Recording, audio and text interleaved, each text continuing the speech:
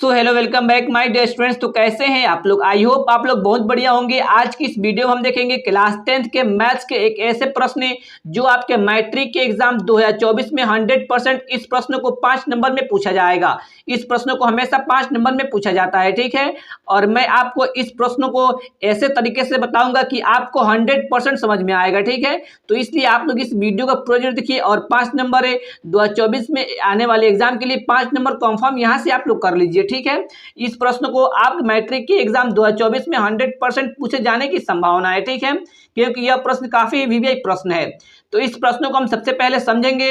अगर आप इस प्रश्नों को अगर आप फिगर बना लेते हैं, यानी कि अगर आप इस प्रश्नों को पढ़कर अगर आप फिगर इसका बना लेते हैं तो आपको वह प्रश्न इजीली आप सॉल्व कर सकते हैं, ठीक है। सबसे पहले हम क्या करेंगे, इस प्रश्नों के फिगर बनाएंगे। तो क्या करेंगे, एक एक लाइन पढ़ेंगे और उसका हम फिगर बनाते जाएंगे, ठीक है।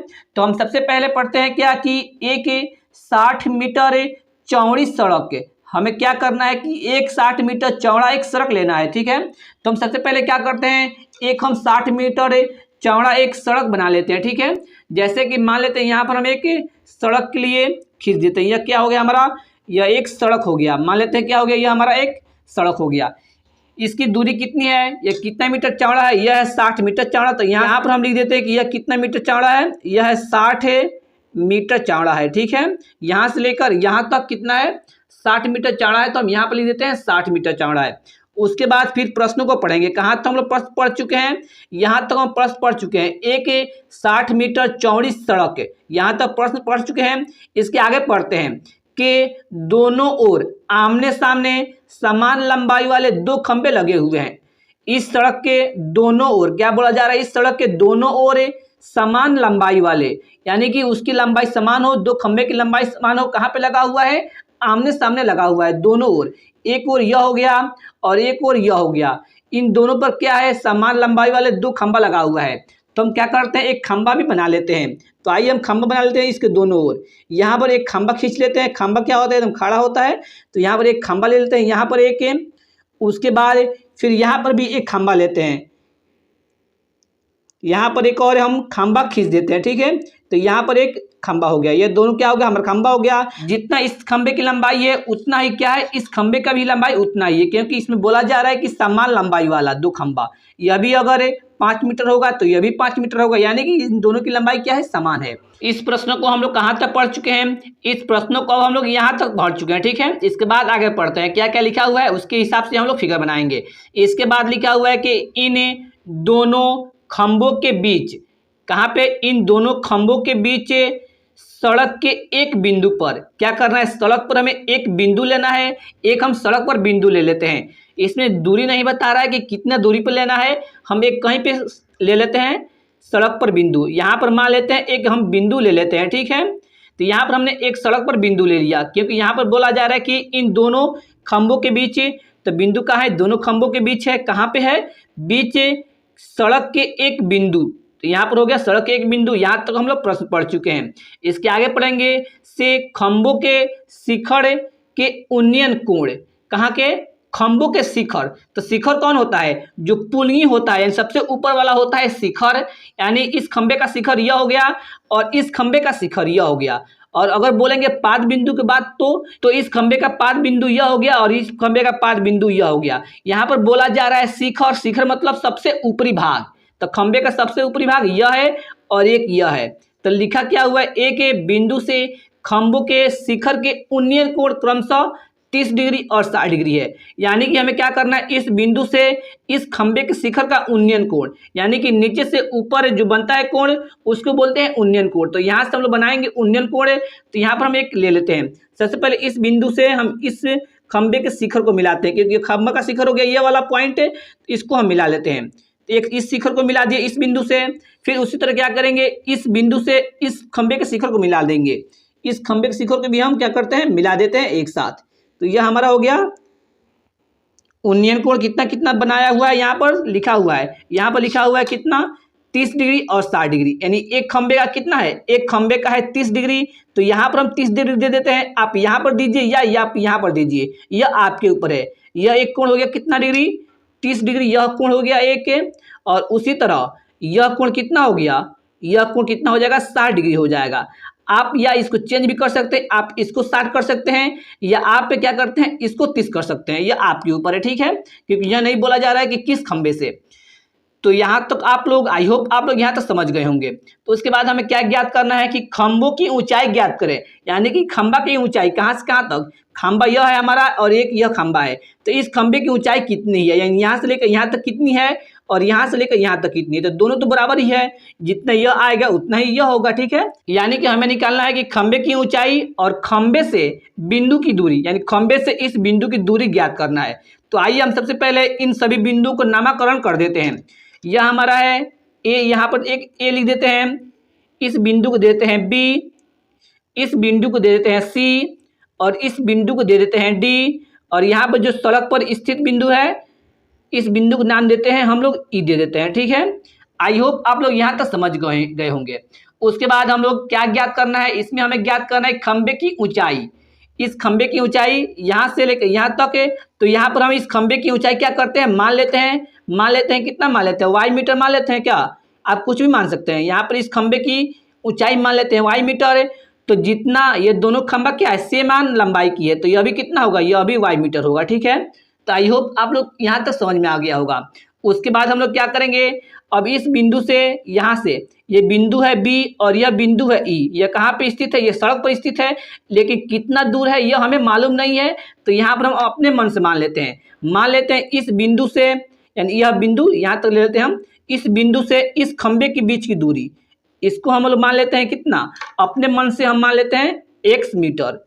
कितना मान लेते हैं x मीटर, क्योंकि हमें मालूम नहीं है कि इस खंबे से इस बिंदु की दूरी कितनी है, हमें मालूम नहीं है, तो यहाँ मान लेते हैं x मीटर, ठीक है। तो फिर अब इस बिंदु से इस खंबे की दूरी कितनी हो जाएगी, टोटल है 60 और यहाँ से यह हो गया x मीटर, तो इन दोनों में से घटा देंगे तो यह निकल जाएगा, यह कितना हो जाएगा 60 माइनस x मीटर, यहाँ से इस बिंदु से इस खंबे तक की दूरी हो जाएगा, ठीक है। आई होप आप लोग यहाँ तक समझ गए होंगे। अगर आप यहाँ तक समझ गए तो वीडियो को लाइक करें और चैनल बनाए तो चैनल को सब्सक्राइब करें। मैं आपको 100% इस प्रश्नों को समझाने की गारंटी देता हूँ। यहाँ पे हम सबसे पहले लिख देंगे हॉल है, उसके बाद क्या करेंगे इसके फिगर को बनाएंगे और हम लोग इस फिगर में क्या क्या बनाए हुए हैं उसको हम लिखेंगे, ठीक है। तो आइए हम उसको सबसे पहले लिख लेते हैं, जो हम माने हैं उसको हम लिख लेते हैं। तो आइए उसको हम मानते हैं, लिखें कि यहाँ पर है माना, लिखेंगे माना कि ए बी और सी डी, यह हो गया ए बी यहाँ से लेकर यहाँ तो हो गया ए बी और यह हो गया सी डी। यह क्या है, ए बी क्या है, यह है हमारा खंबा, यह भी क्या है खंबा है। तो लिख देंगे माना कि ए बी और सी डी दो क्या है खंबे हैं। फिगर से इसको हम लिखेंगे खंबे हैं जो समान लंबाई के, क्योंकि दोनों खंबे की लंबाई कितनी है, समान लंबाई की, तो लिख देंगे जो समान लंबाई के है, ठीक है। उसके बाद हम लोग क्या लिखेंगे, उसके बाद हम लोग माने इस बिंदु को ई माने हैं, तो यह क्या है हमारा सड़क पर स्थित बिंदु ई है, तो यहाँ पर लिख देंगे तथा सड़क पर स्थित बिंदु ई है, लिख देंगे सड़क पर स्थित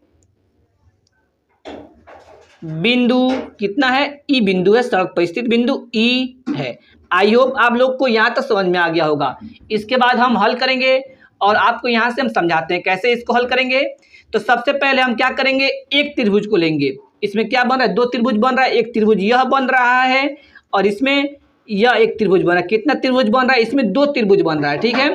तो हम एक त्रिभुज ले लेंगे, आप इन दोनों में से कोई एक त्रिभुज पहले ले लीजिए, ठीक है। तो सबसे पहले हम ले लेते हैं त्रिभुज ए बी ई, ले लेते हैं त्रिभुज ए बी ई में क्या ले लेते हैं हम लोग, त्रिभुज ले लिए हैं ए बी ई, इस त्रिभुज को ले लिया है, ठीक है। यहाँ पर उन्नयन कोण कितना है 30 डिग्री का बन रहा है, ठीक है। तो उसके बाद हम यहाँ पर क्या लेंगे उसको समझते हैं। हमें क्या ज्ञात करना है, हमें ज्ञात करना है इस खंबे की लंबाई, यानी इसको ज्ञात करना है। और दिया क्या हुआ है यहाँ पर, यहाँ से यह दिया हुआ है, यानी कि इस कोण से इसके सामने वाला क्या हो गया लंब हो गया और यह क्या हो गया आधार हो गया, क्योंकि जो यहाँ पर 90 डिग्री बन रहा है और 90 डिग्री सामने वाला क्या होता है कोण होता है। इस कोण के बारे में हम लोग बात कर रहे हैं, तो इस कोण के सामने वाला क्या होगा लंब होगा और जो 90 डिग्री सामने वाला होता है वो हमेशा कर्ण होता है, ठीक है। और जो बच रहा है वो हो जाता है आधार। तो इसमें हमारा कर्ण कौन हो गया, ए से लेकर ई तक कर्ण हुआ, ए से लेकर बी तक लंब हुआ और बी से लेकर ई तक क्या हुआ आधार हुआ। किस कोण के लिए, इस 30 डिग्री कोण के लिए, क्योंकि 30 डिग्री सामने वाला क्या होता है, लंब होता है। तो हमें ज्ञात करना है, एक इसका लंबाई ज्ञात करना है और दिया हुआ है यह, यानी कि लंब दिया हुआ है, आधार दिया हुआ है। तो लंब आधार किसके सूत्र में आता है, लंब आधार आता है tan के फॉर्मूला में। किसके फॉर्मूला आता है, tan का फॉर्मूला होता है लंब बट्टा आधार, ठीक है। तो tan कितना डिग्री लेंगे, यहाँ पर 30 डिग्री बोल रहा है तो 30 डिग्री लेंगे। तो tan 30 डिग्री का, तो यहाँ पर tan का फॉर्मूला क्या होता है, लंब बट्टा आधार होता है। तो लंब कितना है, तो 30 डिग्री सामने वाला हो गया लंब है, लंब हो गया, यानी कि ए बी लंब है हमारा, बट्टा आधार, आधार कितना है 20 से लेकर ई तक, ये ना आधार हुआ, तो ये हो गया बी ई। आई होप आप लोग यहाँ तक समझ गए होंगे। तो इसके आगे हम लोग कैसे बनाएंगे, इसके मान को हम लोग रखते हैं, ठीक है। यहाँ पर दिया हुआ है tan 30 डिग्री, तो tan 30 डिग्री का मान कितना होता है, आप लोग इसको याद कर लीजिएगा। tan 30 डिग्री का मान होता है 1/√3। 30 डिग्री का मान होता है 1/√3 बराबर में, यहाँ पर है ए बी, तो ए बी को भी हम लोग मान लिए क्या माने हुए हैं, वाई माने हैं, तो वाई दे देंगे बट्टा, यहाँ पर दिया हुआ है बी ई, यानी बी से लेकर ई तक, बी से लेकर ई तक कितना माने हुए हैं, हम लोग माने हुए एक्स, क्योंकि ये जो 60 मीटर है वह है बी से लेकर डी तक है, यानी बी का मान कितना है, यहाँ पर है एक्स है, तो यहाँ पर हम लोग एक्स दे देंगे। इसके बाद हम इसको आगे बनाते हैं, आइए इसको बनाते हैं। कैसे बनाएंगे, 30 गुना करेंगे, जब कितना हो जाएगा, एक्स में एक्स से गुना करेंगे तो एक्स हो जाएगा बराबर है, उसी तरह √3 में वाई से गुना करेंगे तो यह हो जाएगा √3 वाई। यहाँ तक तो बन गया। इसको हम लोग मान लेते हैं समीकरण नंबर 1, क्योंकि इसके आगे यह सॉल्व नहीं होगा। उसके बाद हम लोग क्या करेंगे, एक त्रिभुज को ले लिए हैं, अब क्या लेंगे, त्रिभुज ए बी ई को ले लिए हैं। उसी तरह अब हम लोग लेंगे त्रिभुज किसको, इस त्रिभुज को लेंगे सी डी ई। तो क्या लिखेंगे हम लोग, यहाँ पर लिख देते हैं त्रिभुज सी डी ई में, लिख देते हैं यहाँ पर त्रिभुज सी डी ई में। आई होप आप लोग यहाँ तो समझ गए होंगे। इसमें हम लोग क्या लेंगे उसको हम समझते हैं, tan लेंगे, साइन लेंगे, कॉस लेंगे, क्या लेंगे इसको हम लोग समझते हैं, ठीक है। इसको कैसे पता करेंगे, जिसको ज्ञात करना है उसको लेंगे और जो दिया हुआ है उसको लेंगे। तो ज्ञात करना है क्या हमें, यह सी डी ज्ञात करना है, तो इसको एक लेंगे। और दिया क्या हुआ है, एक यह दिया हुआ है डी से लेकर ई तक दिया हुआ है 60 माइनस एक्स, यहाँ पर हम लोग माने हुए हैं, तो यानी कि यह दिया हुआ है, ठीक है। यह तो हमें मालूम नहीं है, तो इसलिए कौन लेंगे, यहाँ पर 60 डिग्री बन रहा है तो 60 डिग्री के सामने वाला हो जाएगा लंब, और ये तो यहाँ पर बन रहा है 90 डिग्री, 90 डिग्री सामने वाला होगा कोण, और यह हो जाएगा आधार। यहाँ पर दिया हुआ है लंब और ये एक दिया हुआ है आधार, यानी लंब और आधार किसके सूत्र में आता है, tan के सूत्र में या कॉट के सूत्र में। तो आप दोनों में से कोई ले लीजिए, तो यहाँ हम लेते हैं tan ही ले लेते हैं। tan कोण कितना डिग्री है, कोण यहाँ पर है 60 डिग्री, यहाँ पर दिख रहा है आपको 60 डिग्री है, तो यहाँ पर क्या लेंगे हम 60 डिग्री लेंगे, tan 60 डिग्री। तो फिर tan का फॉर्मूला क्या होता है, लंब बट्टा आधार, तो tan 60 डिग्री, लंब कौन हो गया, यहाँ पर 60 डिग्री यहाँ पर है, लंब सामने वाला होता है लंब, यानी सी डी, और आधार क्या हो जाएगा डी से लेकर ई तक। तो लिख देंगे यहाँ पर हम लोग सी डी बट्टा डी ई, यहाँ पर क्या लिखते हैं हम लोग सी डी बट्टा डी ई, यानी कि लंब बट्टा आधार।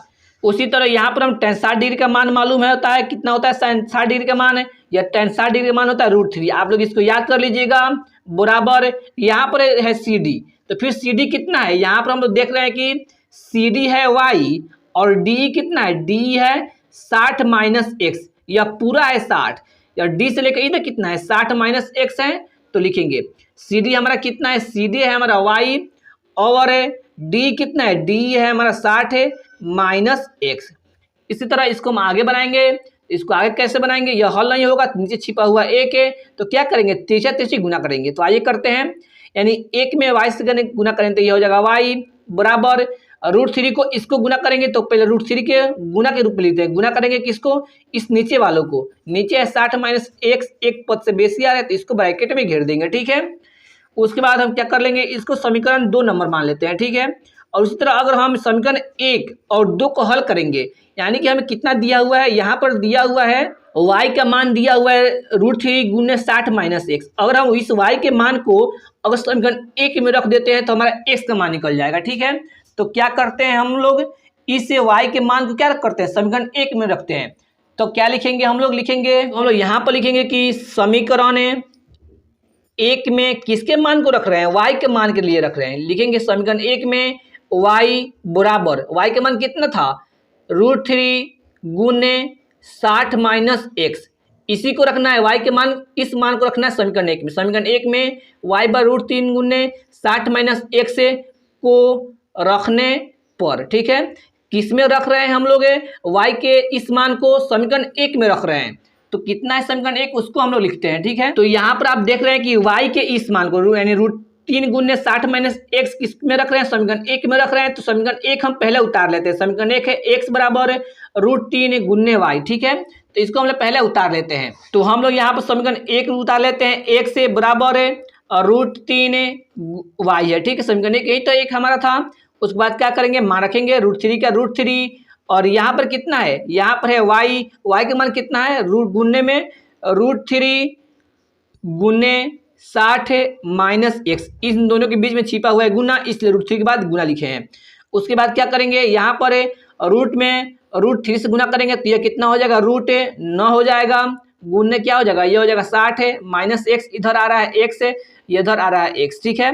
तो आई होप यहाँ तक आप समझ गए होंगे। इसको आगे और बनाते हैं। तो यहाँ पर बनाएंगे 1 से बराबर यहाँ पर है √9 का वर्ग है। 9 का वर्गमूल कितना होता है, 3 होता है, तो 3 लिख देंगे। और गुना में कितना है, 60 माइनस x है, तो 60 माइनस x, ठीक है। तो यहाँ पर क्या हो जाएगा, गुना करना है 3 से, तो x बराबर 3 से क्या करना है, गुना करना है। तो 3 में 60 से गुना करेंगे तो यह हो जाएगा 180 माइनस 3 में x से गुना करेंगे तो 3x हो जाएगा। तो x वालों को इधर लेकर आते हैं, तो x इधर है माइनस में, इधर है तो प्लस x हो जाएगा। प्लस में क्या हो जाएगा, 3x हो जाएगा, क्योंकि 3x इधर आ रहा है तो 3x होगा, बराबर में 180। उसके बाद हम बना लेंगे तो ये कितना हो जाएगा, 4x बराबर हो जाएगा 180। तो यहाँ पर है x बराबर कितना हो जाएगा, 180। यह 4 किस चीज़ में, गुना में, इधर आएगा तो बटा के नीचे चला जाएगा। तो इसको हम लोग काट देते हैं, कटेगा तो कितना होगा, यह हो जाएगा 4 चौका 16, 2 इसमें बच रहा है यानी 4 5 20, कितना बार में कट जाएगा, यह कट जाएगा 45 बार में। x का मान कितना हो गया, 45 आ गया। तो x का मान 45 आ गया। तो फिर हम इस x के मान को क्या करेंगे, समीकरण 2 में रख देंगे, क्योंकि पहले 1 में रखे हुए थे, अब 2 में रख देंगे। तो लिखेंगे समीकरण है, यहाँ पे लिखते हैं हम लोग समीकरण 2 में x बराबर 45, क्योंकि x का मान निकल चुका है। तो समीकरण 2 में x बराबर 45 से रखने पर इसको रखते हैं। समीकरण 2 कितना है हमारा, उधर देखे हुए थे, समीकरण 2 है y बराबर √3 गुने में 60 माइनस x है, तो 60 माइनस x लिख देते हैं, ठीक है।